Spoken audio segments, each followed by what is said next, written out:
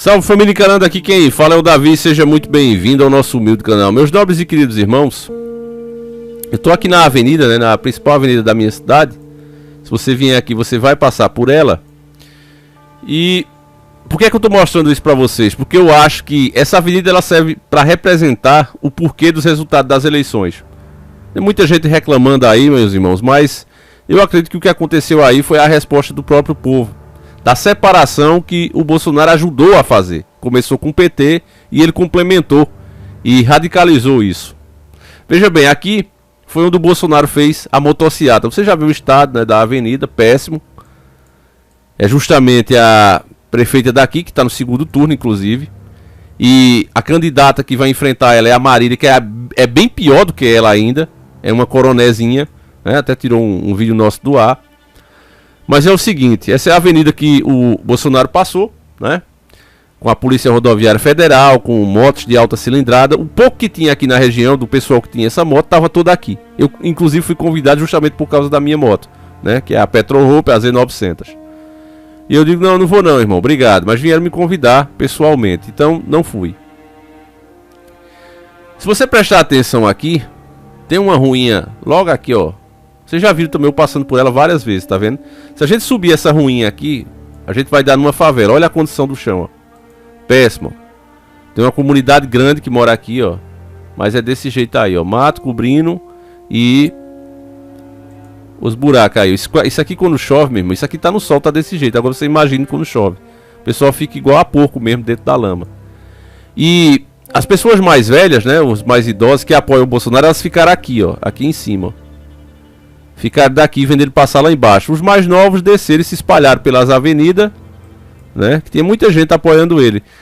Se espalharam aqui pela avenida e ficaram vendo o mito passar. Por que é que eu tô mostrando essa imagem pra vocês, meus irmãos?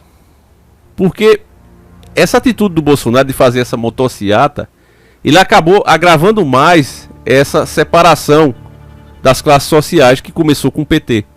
O PT é mestre em fazer isso. É nós contra ele, sempre foi assim. E uma sociedade só cresce, é só olhar os países do primeiro mundo, quando ambas as classes vivem bem. Quando o poder aquisitivo das pessoas dá uma vida decente tanto a quem trabalha, a quem gera emprego, tanto a quem oferece a mão de obra e é mais humilde. Mas ele tem uma qualidade de vida boa. Isso aqui não é qualidade de vida. Você vê aí, ó. Tá vendo como é que tá? É uma favelazinha aqui.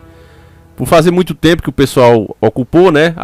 Os barracozinhos evoluíram, né? Não é mais aqueles barracozinhos bem fraquinhos. Já é umas casinhas humildezinha, mas já é mais decente, né? Quer dizer, isso prova o quê? Que o povo é esforçado. O povo só precisa de oportunidade, porque todo mundo pegou uma graninha a mais, já faz uma reforminha, já conserta o carrinho velho. Mas, por exemplo, eu conheço amigos meus irmãos, que tem um carrinho velho desse e não consegue mais andar. E aí é quando eles começam a lembrar do Lula. Eu saudade do tempo de Lula, que a vida era boa, eu comia, eu bebia. Tinha carne, cerveja e churrasco, e o meu chevette cheio de gasolina. Esse é o problema. Ao invés de fazer uma motociata, unir aqui 5.000 motos, mais ou menos foi o que tinha nessa faixa, aqui na avenida. Ou seja, todos aqueles que tinham alguma moto, alguma coisinha, estavam aqui na avenida. Os outros ficaram excluídos aqui em cima. Só com vontade de participar, mas não podia participar porque não tinha moto. Mas o que podia fazer era ficar nas beiras aqui, aplaudindo e vendo o mito passar. Eu, no lugar do Bolsonaro, eu teria providenciado era fazer um bom governo. Mas se queria fazer uma passeata, né, subisse a pé aqui, esses pontos mais pobres das cidades. Incluísse essas pessoas que ficaram aqui se sentindo esquecidas, porque foi isso que aconteceu. O Bolsonaro não soube fazer a campanha dele. Família, o antipetismo, mesmo entre os pobres, era grande. Isso é um fato. E o que eu estou dizendo se baseia, como eu já disse em vários vídeos nossos, em pesquisas.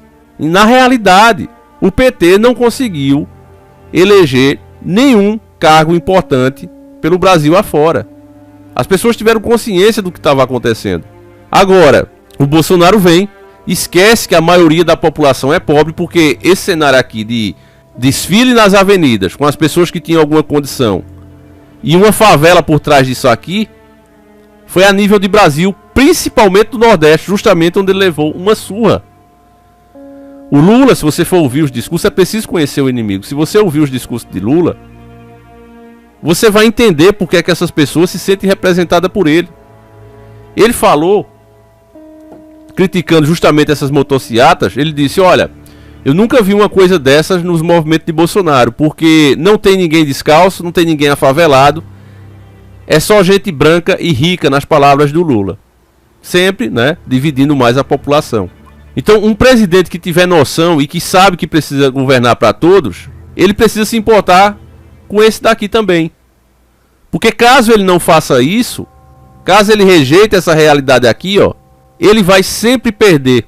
O Bolsonaro é o cara que passou o ano da pandemia o tempo todo querendo dar R$200 para as pessoas, dizendo que se desse R$1 a mais ia quebrar a nação. Vocês devem lembrar disso. Não adianta passar pano não, meu irmão. Foi justamente por essas pessoas passarem pano que chegamos a essa situação. Esse perigo que é o Lula. Daqui pra frente, família, esse é o último vídeo mostrando a realidade do porquê eu acredito no resultado. E daqui pra frente eu vou começar a mostrar a vocês o que é que vai acontecer com o Brasil, como é que tá Cuba, como é que tá a Venezuela. Porque o modelo de governo do Lula é esse. É um perigo muito grande que nós brasileiros estamos passando. E justamente porque o Bolsonaro esqueceu do mais humilde, que é maioria nesse país. Não adianta ignorar isso. Para cada moto que você viu aqui desfilando nessa linda avenida, para não dizer outra coisa, ó, os buracos aí, ó. Olha aí, ó. Aqui tem um monte de barraquinha de lanche, né? Falando um pouquinho aqui, ó, tinha umas barraquinhas de lanche que era ótimo, família. Tudo bonitinha, tudo bem feita.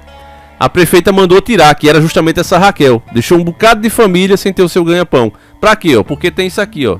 Tem esse símbolo aqui e perto desse símbolo não pode ter pobreza, ó. Olha o símbolo aí, ó. Olha, o que é que tá aqui, ó, feito com dinheiro público. Tá vendo? Eles não escondem mais não, é na cara dura, né? Então tiraram as barraquinhas tudinho, que servia muito a população, o pessoal chorando, né? Tinham gastado tudo justamente para reformar as barraquinhas que eram humildes, fizeram uma estrutura melhor. Mas mesmo assim eles não perdoaram e eles já tinham recebido, né, o direito, a permissão de estar ali. Aí removeram e tiraram e acabou. Ficou por isso mesmo. Enfim, meus irmãos, é essa a realidade de Pernambuco, né? O povo realmente não aprende a votar. Daqui pra frente, nós vamos ter que entender quais foram os erros. O presidente vai ter que deixar essa cara dele de cachorro arrependido, de cão abandonado, de esquecido no caminhão de mudança. Ele tem que deixar, porque o cara realmente tá abatido. Ele tá falando como um candidato que já foi derrotado. Entendo que tem muito voto que foi pela condição do povo brasileiro que sentiu o aumento dos produtos, em especial da cesta básica. Entendo que é uma vontade de mudar por parte da população. Mas tem certas mudanças que pode vir para pior. E a gente tentou, durante a campanha, mostrar esse outro lado, mas parece que não atingiu a camada mais importante da sociedade. Então, analisamos, nós vencemos a mentira no dia de hoje, que estava o Datafolha dando aí 51% a 30 e poucos, então vencemos a mentira. Temos um segundo tempo pela frente, onde tudo passa a ser igual, o tempo para cada lado passa a ser igual. E nós vamos agora mostrar melhor para a população brasileira, em especial a classe mais afetada, que é consequência da política do fica em casa, a economia a gente vê depois, é consequência de uma guerra lá fora, de uma crise ideológica também. E tenho certeza que vamos poder melhor mostrar para essa parcela da sociedade que as mudanças que porventura alguns querem. E infelizmente, diante da situação, meu irmão, a gente tá aí meu ruim e meu pior. Botar meu pior de novo, porque o que precisa ser feito hoje por todos nós é conscientizar o mais humilde. Fazê-lo entender que, por mais que a situação esteja ruim, por mais que essa crise seja sem precedentes, não é só culpa do Bolsonaro, isso tem o dedo do Lula aí. Nós precisamos fazer as pessoas entenderem isso. Do contrário, meus irmãos, nós teremos o PT de volta. E não é só o PT. Lembre-se que o próximo presidente vai indicar 2 ministros. Nós não queremos Lula indicando mais 2 ministros para o STF. Vai ser o fim do mundo, literalmente. A agenda, por exemplo, da legalização, do interrupção da vida de uma gestante, né? Da criança ali na barriga da gestante, era para ter sido implementada primeiro no Brasil. E não foi porque nós afastamos esse mal terrível que se chama PT. Mas todos os planos eram para que o Brasil encabeçasse esse movimento. Graças a Deus nós conseguimos impedir isso, adiar isso, Mas esses planos nunca morrem. Se o Lula chegar ao poder, nós teremos isso implementado sim. Não tenha dúvida. Tá na hora, meus irmãos, da população entender que um governo não se faz de mitadas. Um candidato não deve ser aplaudido por dar uma resposta grosseira a um repórter. Na minha opinião, nem se deveria distribuir dinheiro, porque aumentou esse auxílio agora, Auxílio Brasil, para R$600, né? Uma coisa que provou que ele mesmo é mentiroso. Não foi ninguém que mostrou que ele era mentiroso. Ele mesmo provou que era, o Bolsonaro. Porque o cara passa o tempo todo dizendo que não podia dar R$200, senão o Brasil quebrava, e de repente, na época de eleição, aumenta para R$600. Por que antes quebrava e agora não quebra mais? Por que é que não se podia baratear o combustível e durante os meses da eleição pôde? Todas essas coisas, como eu disse no outro vídeo, contribuíram para esse resultado. Não adianta tentar tampar o sol com a peneira. Isso é um fato. E na minha opinião, o presidente não deveria nem distribuir dinheiro. É a pior coisa. Quanto mais dinheiro o presidente distribui, seja ele qual for, isso foi criado inclusive pelo PT, mais o país se endivida, mais a nossa moeda perde poder aquisitivo. Eu tenho certeza, meu irmão, que quem recebe aqui, com todo respeito, o Auxílio Brasil, recebia Bolsa Família, sabe muito bem que esses R$600 hoje está comprando a mesma quantidade de alimentos que os R$200 comprava há anos atrás. Por quê? Porque a nossa moeda perdeu valor. O nosso dinheiro está perdendo literalmente o poder de compra. E quanto mais o governo aumentar esses valores que ele distribui para o povo, ele faz isso imprimindo mais dinheiro sem ser atrelado a nada. E isso gera uma inflação, gera desvalorização da própria moeda. Ou seja, ficamos andando com um volume grande de dinheiro no bolso que não tem poder de adquirir quase bem nenhum.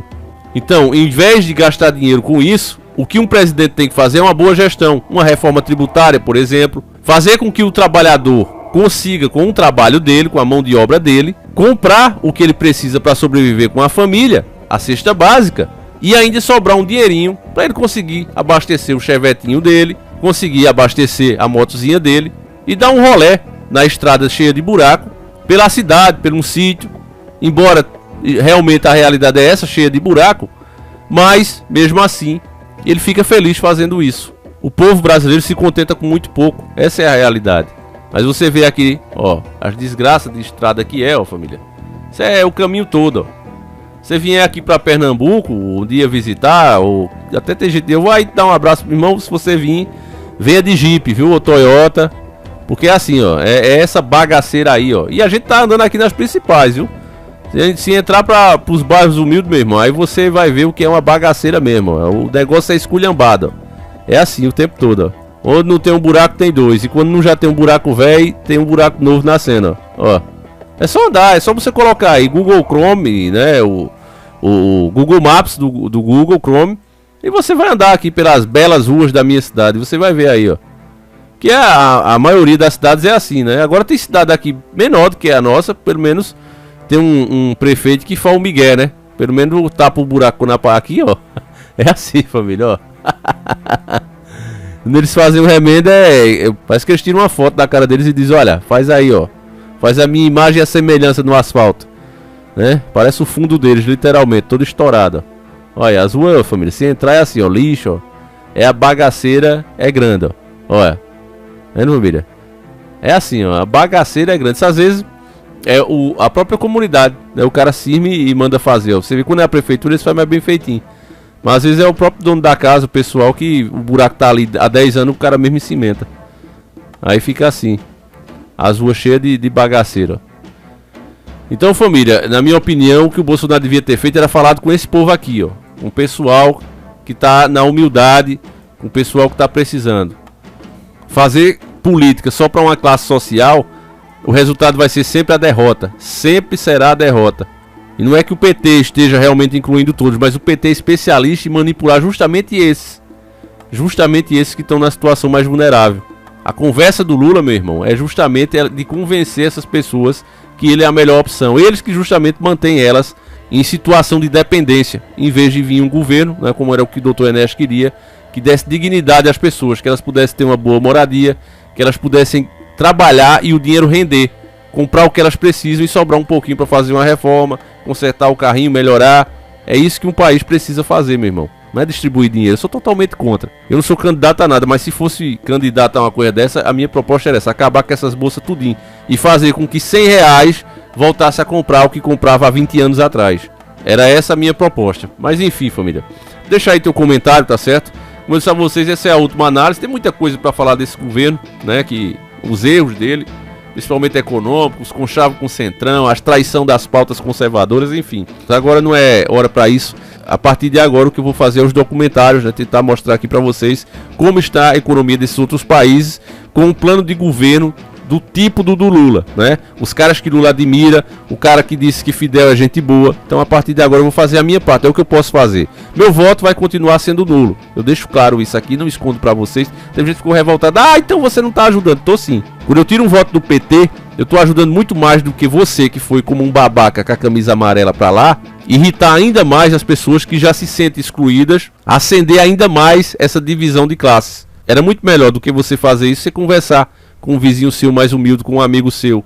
Era muito melhor você explicar o porquê é que o governo Lula não presta, né? Ao invés de ficar nesse fanatismo gritando mito, ignorando o fato de que a casa do pobre é pequenininha, às vezes não dá um quarto, né, de uma casa maior, uma casa mais confortável. Mas o povo esqueceu que não importa o metro quadrado. O que importa é que ali mora às vezes 10 pessoas. Enquanto uma mansão de um rico mora 2, às vezes tem apenas um filho, 3 pessoas, 4 no máximo, contando com um cachorro. A casa pequenininha do pobre, que não dá um quarto da casa do rico, tem 10 pessoas morando. E esses esquecidos têm voz na hora da votação.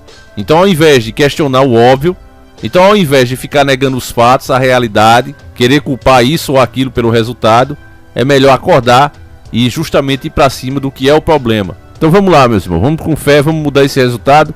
Fiquem todos com Deus, um abraço e seguimos juntos. Fui!